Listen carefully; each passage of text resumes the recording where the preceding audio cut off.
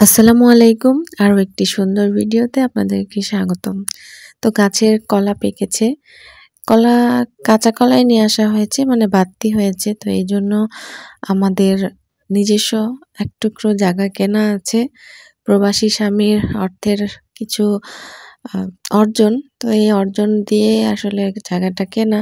তো এই কেনা জায়গায় একটা কলা গাছ আছে। সেই কলা গাছে কলা ধরে বাড়তি হয়েছে। তো আমার ভাসুর আবার ফোন দিয়ে বলল যে কলাগুলো নিয়ে যাও। তো এগুলো নাকি কলা গাছ কখনো এর আগে যে তরকারি কলা বলে না, তরকারি কলাও হয়েছিল, আনাজি কলা যেটা। আর এবার আবার অন্য কলা গাছে আবার এগুলো পাকা কলা, কবরি কলা সম্ভবত। এগুলো এই যে পেকে গেছে, এগুলো কিছু কিছু কাউকে কাউকে দিয়ে দেওয়া হয়েছে। সবগুলো তো আর একসাথে খাওয়া সম্ভব না। আর কলা গাছের মানে কিভাবে কেমন যেন সাদা সাদা একটা পোকা নাকি, মানে পাউডারের মতো। তো আম্মু আবার ওগুলো মুছে মুছে সুন্দর করে রাখছে। তো চলে এসেছি আজকের স্পেশাল ভিডিওর যে টপিক সেটা নিয়ে। আমার ননদের 3টা মেয়ে সন্তানের পর পুত্র সন্তান আল্লাহ দিয়েছে, আল্লাহর অশেষ রহমত, আলহামদুলিল্লাহ। আমার ননদ এবং ননদের হাজবেন্ডের অনেক চাওয়া এবং সবার দোয়ায় আল্লাহ তাদেরকে এই ভালোবাসার উপহারটা দিয়েছে। আর এই যে এখানে সব বাচ্চা পার্টি, এগুলো সব আমার শ্বশুর বাড়ির ভবিষ্যৎ প্রজন্ম, মেয়ের ঘরের নাতি নাতনি, ছেলের ঘরের নাতি নাতনিরা সব একসাথে। তো সবার মধ্যে ছেলের সংখ্যা থেকে মেয়ের সংখ্যাই বেশি। আমার বাবার বাড়ির অবস্থাও তাই। আমরা 3 বোন, আমার বড় আপুর 3 মেয়ে, আমার 1 মেয়ে, অবশেষে 1 ছেলে। আর ছোট বোনের তো এখনো হয় নাই। তো আমার ননদের বাসায় এসেছি। আর আজকে আকিকার দাওয়াত, ছেলের জন্য 7 দিনে আকিকা করছে।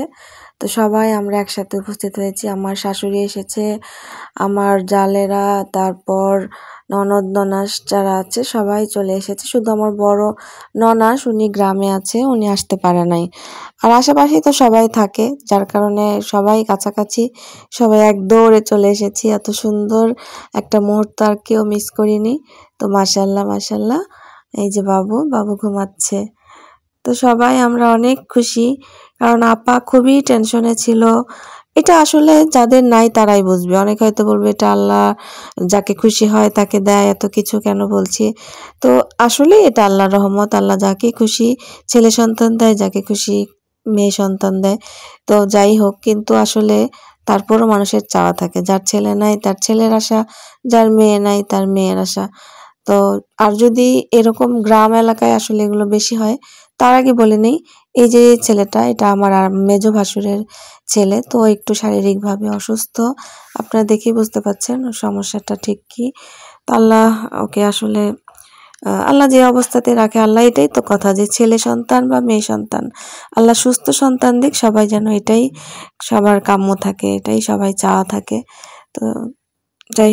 তো যাই হোক আমার ননদের ওনার নিজস্ব প্রতিষ্ঠান এখানে যে বাসায় ওনারা থাকে, এই নিচতলায় একদম প্রসেসিং করে 6-7টা রুম মাদ্রাসার জন্য, এবং নিজেরাও থাকে, আবাসিক অনাবাসিক সবকিছুই তারা এখানে রেখেছে।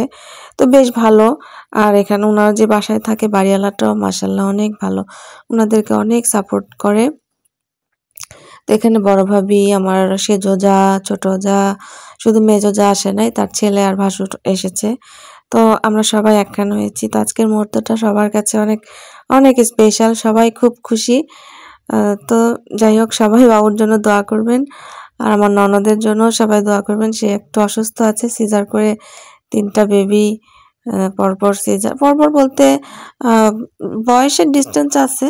ছোট মেয়েটার 5 বছর না 6 বছর পর ছেলেটা হলো। তো এটা আসলে অনাকাঙ্ক্ষিতভাবেই হয়েছে, সবকিছু আসলে আল্লাহর ইচ্ছা। তো যাই হোক, আল্লাহ তাদের সুস্থ রাখুক, ভালো রাখুক। তো আজকের ভিডিওটা কেমন লাগলো অবশ্যই কমেন্ট করে জানাবেন। আর আমার জন্য সবাই দোয়া করবেন, আমার পরিবারের জন্য দোয়া করবেন, আমিও সবার জন্য দোয়া করব। আল্লাহ হাফেজ, আসসালামু আলাইকুম।